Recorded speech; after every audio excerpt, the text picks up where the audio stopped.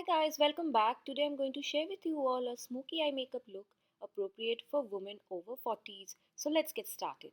First of all, I'm going to take a black kohl liner pencil, apply it all over my lids till the crease and spread it out with a dense brush, followed by a taupe eyeshadow and this brown eyeshadow. I'm mixing them both.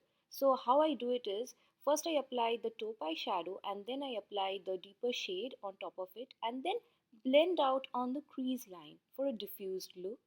Then I take that black kohl liner, define my lower lash line very lightly, and then take the same combination of eyeshadows with the dense brush and diffuse the eyeshadow once again to create that smokiness.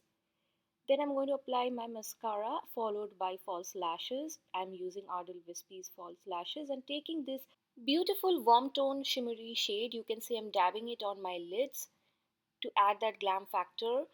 The shade Cinnamon Toast goes well with this eye makeup. It's by L'Oreal, followed by some gloss on top of it, and I apply highlighter, of course. Already applied my blush, and that's pretty much it. I hope you all liked watching this tutorial of mine.